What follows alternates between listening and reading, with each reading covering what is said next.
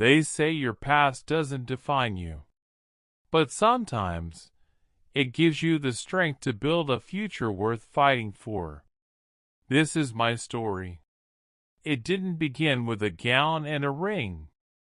It began with a rain, asterisk. Here are the characters. Elara, the kind, beautiful, and resilient protagonist. Stepmother, Tiffany, cruel and vindictive. Stepsister, Chloe, vain and equally cruel. Ethan Hayes, the handsome, compassionate billionaire. In a world that often turns a blind eye to suffering, lived a girl named Elara. Her beauty was matched only by her gentle spirit, a spirit constantly tested by the relentless cruelty of her stepmother, Tiffany, and her vain stepsister, Chloe. The gutter is where you belong, Elara. Don't ever forget it. Your father's memory won't protect you from the truth. Look at her, mother. Always so drab. Who would ever want someone like her? Elara, are you deaf? Bring me more tea. And make sure it's piping hot, unlike your pathetic efforts at life. Elara, quietly, yes, stepmother. After her father died, Elara's world became shades of gray. Tiffany and Chloe saw her as a stain on their perfect life. A reminder of a love they could never have, asterisk. Day after day, Elara toiled, her dreams overshadowed by a cloud of despair. She yearned for freedom, for kindness, for a life where she wasn't invisible. One dark, stormy night, the rain was beating down heavily. Tiffany called her. "You clumsy girl! You broke my favorite vase! Get out! I don't want to see your face tonight. Go and get my medicine and don't come back until you get it." "Useless girl," Elara pleaded. "Stepmother, please! It's a terrible storm." Her stepsister laughed. "Maybe the rain will wash some of that poverty off you." She shoves her out the door. "Out!" Elara, without a coat or umbrella, is shoved out into the violent storm. She stumbles out into the torrential rain. Shivering, the door slams shut behind her. The wind howls. She struggles against the wind and rain, her clothes instantly soaked. She tries to walk, but the streets are flooded. Elara reaches a low-lying road that is already flooding. The current is strong. She tries to cross, but loses her footing. The water sweeps her away. She gasps, fighting for air, being dragged downstream. The scene is chaotic, dark, and terrifying. The world seemed to conspire against her. Alone, lost, and at the mercy of the raging flood, Elara felt her life slipping away. But fate, it seemed, had other plans. Meanwhile, a sleek, black, armored SUV navigates the flooded streets.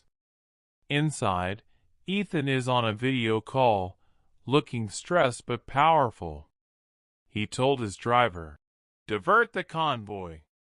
We need to find a safer route. I can't afford to be stuck." His driver suddenly slams the brakes. Ethan looks up. His eyes lock onto something in the water. A flash of lightning illuminates Elara's hand, desperately reaching out of the churning water. "Stop! Someone's in the water!" Without a second thought, he throws his door open. Ignoring the shouts of his security, he plunges into the flood. He fights the current, his powerful strokes carrying him to Elara. He grabs her just as she is about to go under again. Like a beacon in the darkest night, Ethan rescued Elara from the jaws of despair, not knowing he was saving his own future. His strong arm wraps around her waist. Her terrified eyes meet his determined ones. A spark. A connection in the heart of the chaos. He said to her, "I've got you. You're safe." In a modern penthouse apartment, Elara wakes up in a massive, soft bed, wearing clean, luxurious silk pajamas. Sunlight streams through the floor-to-ceiling windows. Kai is sitting in a chair nearby, watching her with concern. "Elara, weekly where? Awfully you're in my home. You had a fever. The doctor said you needed rest."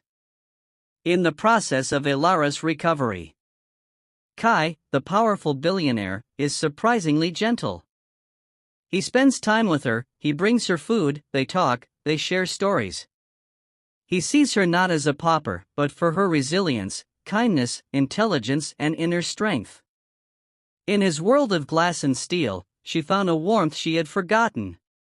He didn't see the girl from the gutter. He saw her. Days turned into weeks, and weeks into months. In the embrace of Ethan's kindness, Elara blossomed. She discovered not just a protector, but a soulmate. Ethan saw past her past, recognizing the pure heart within. Their love story, born from tragedy, began to write its most beautiful chapter.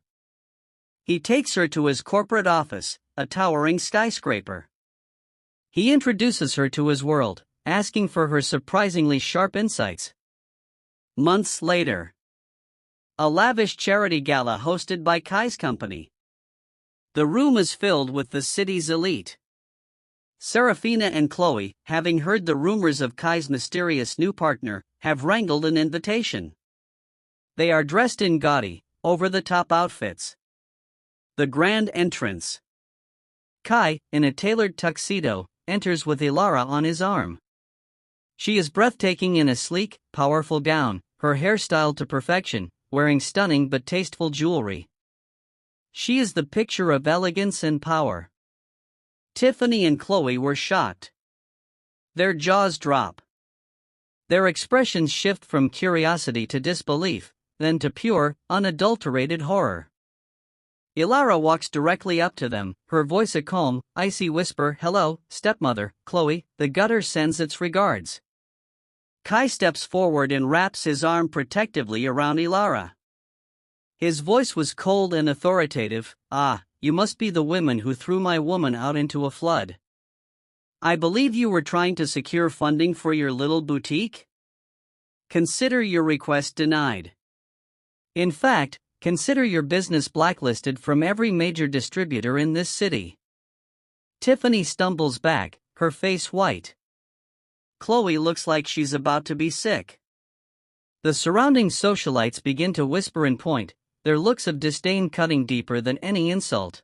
Back to the wedding from the beginning. Ethan and Elara are now pronounced husband and wife. They share a deep, passionate kiss as their guests cheer on. They whispered to each other, "My love, my salvation. My hero."